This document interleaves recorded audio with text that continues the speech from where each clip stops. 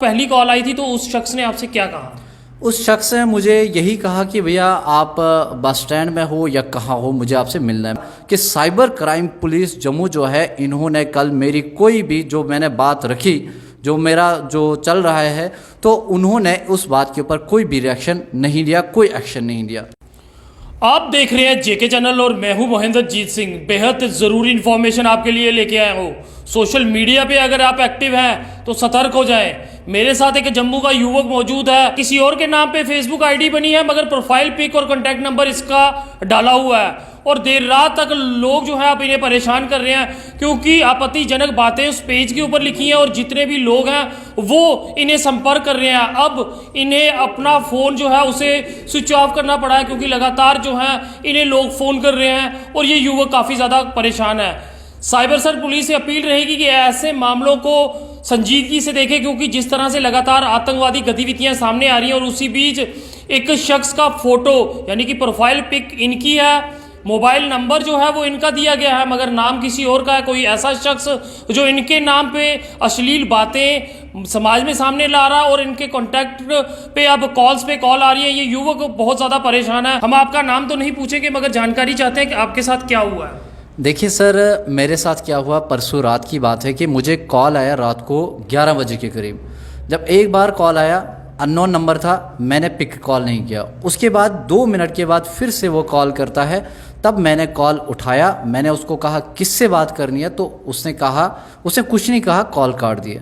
लेकिन कुछ मिनटों के बाद वो फिर से 11 बजे के करीब, 11 बजे के 2 या 3 मिनट के बाद वो कॉल कर रहा है। और तब वो मुझे ये बता रहा है कि भैया आपने नंबर खुद डाला है फेसबुक पेज के ऊपर, फेसबुक पे आपकी आईडी है, वहाँ पे आपने डाला है नंबर, और आपने मुझे ये कहा है कि आप इस नंबर पे कॉल कीजिए, संपर्क कीजिए। तो तब मैंने उसको इतना नहीं लिया। मैंने कहा भाई आपका रॉन्ग नंबर लगा है, तो कृपया करके, मैंने कोई नंबर वगैरह नहीं डाला, ना मैं फेसबुक का यूज़ करता हूँ।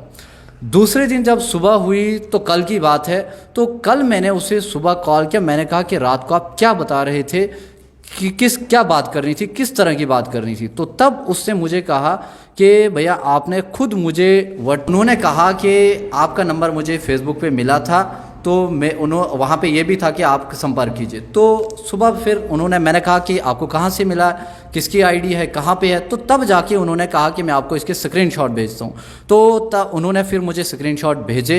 तो फिर उसके बाद ये सब देखने के बाद मुझे यही आइडिया आया दिमाग में कि ये कोई जो बंदा है, मैं अपना नाम यूज़ कर रहा है, लेकिन प्रोफाइल पिक वहाँ पे मेरी है, मेरी फ़ोटोज़ लगी हैं और नंबर भी मेरा ही है। ये तो आपका मिसयूज़ भी कर सकता है। जी जी जी, इसको हम बोलेंगे डिजिटल दुनिया में करैक्टर असैसिनेशन। ये इंसान के करैक्टर का असैसिनेट हो रहा है। तो फिर मुझे माइंड में यही बात आई कि मुझे साइबर क्राइम पुलिस के पास जाना चाहिए, मुझे अपना ये बताना चाहिए मुझे वहाँ पे कि मेरी मेरी पिक्चर सर्कुलेट हो रही है, मेरा नंबर सर्कुलेट हो रहा है, ऐसे ऐसे कॉल्स आ रही हैं मुझे। लेकिन जब मैं कल 12:30 बजे गांधीनगर साइबर क्राइम पुलिस के पास गया, तो वहाँ के अधिकारी जो हैं उन्होंने मुझे कहा कि ये नॉर्मल माइनर केस है, ऐसे होते रहते हैं। तो इसलिए उन्होंने कहा कि इसका सॉल्यूशन क्या है कि आप सिर्फ रिपोर्ट कीजिए, ये आईडी जो है वो बंद हो जाएगी। तो उन्होंने वहाँ पे इसका कोई ख़ास रिएक्शन नहीं लिया, कोई एक्शन भी नहीं लिया उन्होंने। तो यही कहा उन्होंने। उसके बाद जब मैंने रिपोर्ट भी किया उस आईडी के ऊपर, तो वहाँ वो आईडी उसकी बंद नहीं हुई। फिर कल शाम की बात है, 5:30 बजे मैं फिर पुलिस स्टेशन भी मैंने विज़िट किया।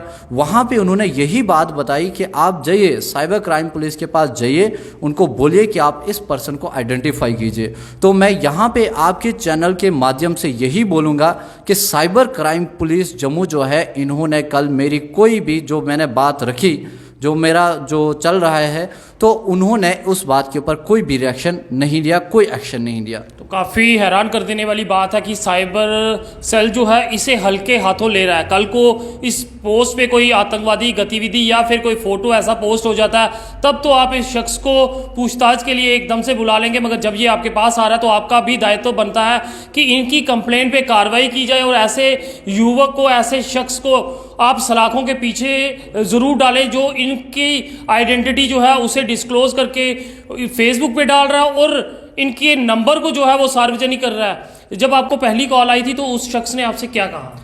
उस शख्स ने मुझे यही कहा कि भैया आप बस स्टैंड में हो या कहाँ हो, मुझे आपसे मिलना है। मैंने कहा क्यों?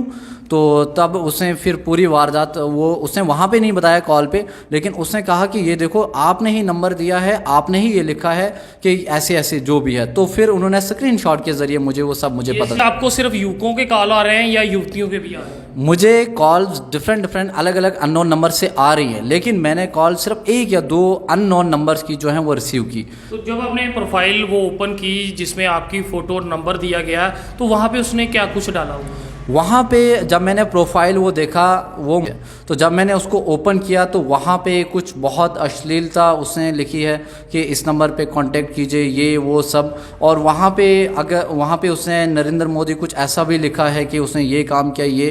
तो लिहाजा मैं आपके माध्यम से यही कहूँगा कि मैं वो बंदा नहीं हूँ जो मेरी वहाँ पे प्रोफाइल पिक लगी है, और इसके अलावा वो जो नंबर है वो मेरा नंबर है, लेकिन मैं वो यूज़र नहीं हूँ। तो अपील रहेगी साइबर सेल से फिर से कि ऐसी कंप्लेंट्स को हल्के में ना लें, क्योंकि कल को कोई परेशानी होगी तो इससे युवकों को भुगतनी पड़ेगी।